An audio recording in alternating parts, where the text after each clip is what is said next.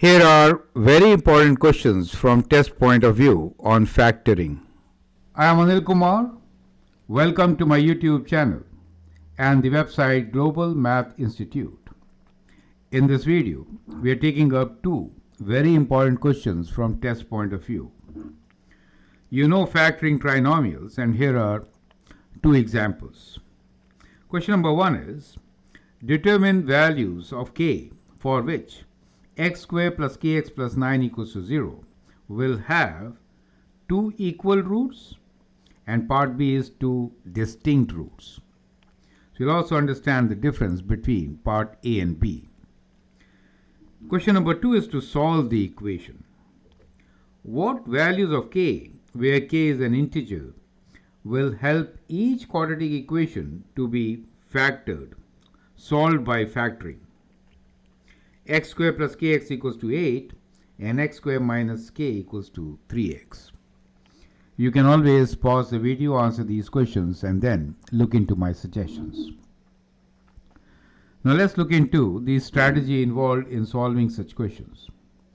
So when we are given a trinomial, which in this case is x square plus kx plus 9 equals to 0, we need to find the values of k so that it has equal roots or distinct roots.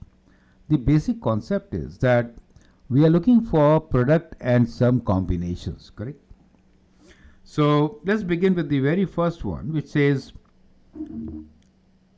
x square plus kx plus 9 equals to 0. Now the product of two numbers which we are looking into are what? Let the two numbers be p and q. We are looking for their product to be 9 in this case. And the sum of p and q is all possible values of k, correct? So I hope that makes sense. It says determine the values of k for which this equation will have two distinct roots or two equal roots or two distinct roots. So basically, we need to see what two numbers when multiplied can give you 9. Now in case of 9, we know we have two combinations. One combination, of course, is 9 times 1, right? And the other combination is 3 times 3. So I think that helps you to answer the question. Perfect. You can now pause the video and answer. So if you see, if you want two equal roots, that means we are seeing that both numbers to be same, right? So 3 and 3 makes sense, right? So that is for two equal roots. And therefore, I could write this equation as x plus 3 whole square, right? Equals to 0, and then get my solution as x equals to minus 3. Now minus 3 are two equal roots, right? So in that case, what is the value of k? Can you tell me that? Well, you know k is sum of these two roots. So for part A, what we have is that k should be equal to 3 plus 3, which is 6, correct? So you can see that when you expand this also, what do you get? You get x squared plus 2ab, which is 6x, right? Plus 9 equals to 0. And then also you can say k by comparison is 6. So there are many different ways in which you can come to this conclusion, what the value of k is. However, the most efficient is to use product and sum as we did just now, right? Now, let's look into two distinct roots, right? So when I say two distinct roots, clearly the two numbers are different, correct? So we're trying to solve this equation x square plus kx plus 9 equals to 0, as we just did. We're trying to find the product and sum of two numbers. That should be 9, and the sum should be equal to k. And the two numbers which are different are 9 and 1, correct? So when you add 9 and 1, what do you get? Well, 9 plus 1 gives you 10, and so k is equal to 10. You could also factor here just to verify that if I write this as x plus 9 times x plus 1 equals to 0, my two solutions will be x equals to minus 9 and minus 1, correct? We are not really interested in finding the roots. We are only interested in finding the value of k. This is important, right? And when you expand this, you get what? You get x squared plus x plus 9x plus 9 equals to 0. Or you get x squared plus 10x plus 9 equals to 0.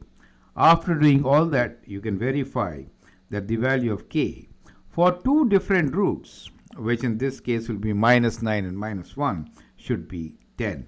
And so we come to this conclusion, either way, that k is equal to 10 in this particular case. And in the previous case, we found that k is 6. When k is 6, we have exactly the same roots, which are minus 3. Perfect? So I hope the whole concept is absolutely clear. Now let's look into how do we solve these types of equations and find the value of k where the solution is an integer value. So the question here is, what values of k where k is an integer will help each quadratic equation to be solved by factoring? So the very first one given to us is x squared plus kx equals to 8. Let's bring 8 to the left side. So we get x squared plus kx minus 8 equals to 0. Now to factor this, we are looking for product and sum. So to find values of k so that we could get integer solutions, we need to find all possible values of p and q, two numbers, which when multiplied gives you minus 8, right? So we're looking for two numbers p and q whose product should be minus 8.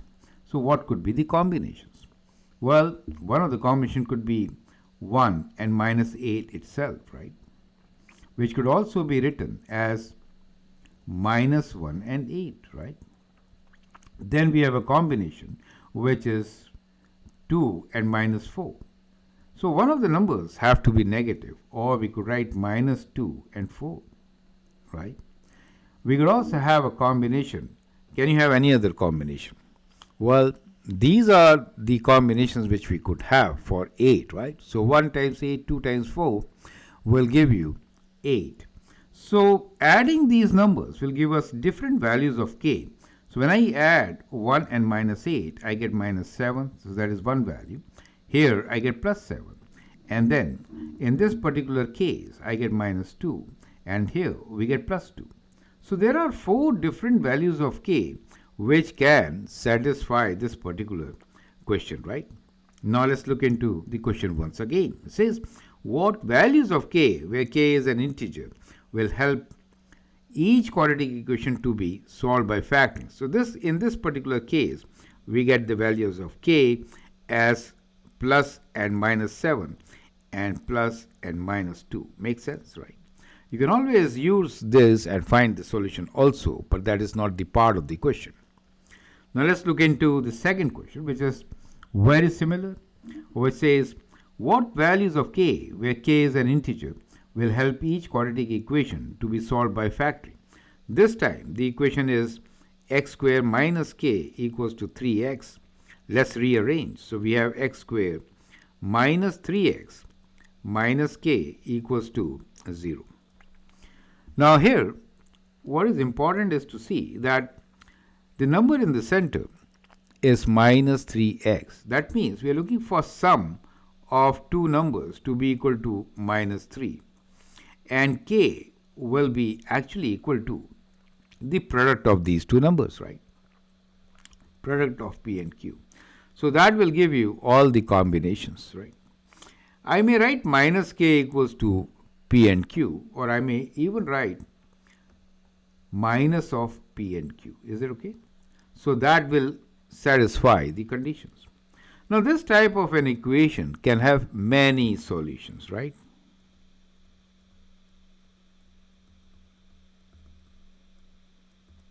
Because the combination of minus 3 could be in so many different ways, right?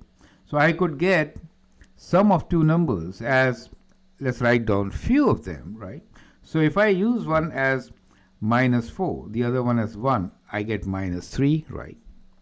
I could use both numbers as, now since it is negative, we'll actually just keep this value of k as positive, and so we use one of the numbers as negative. Let's do that for now, right?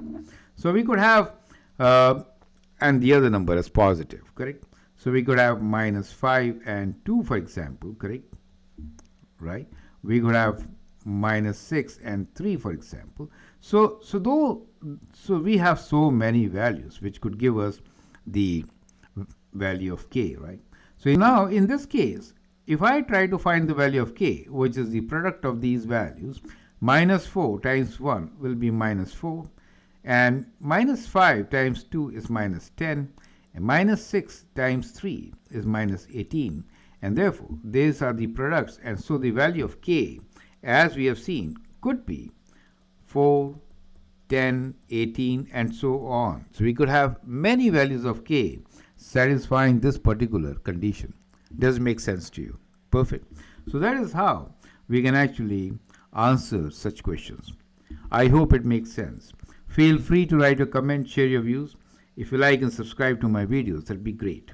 Thanks for your time and all the best.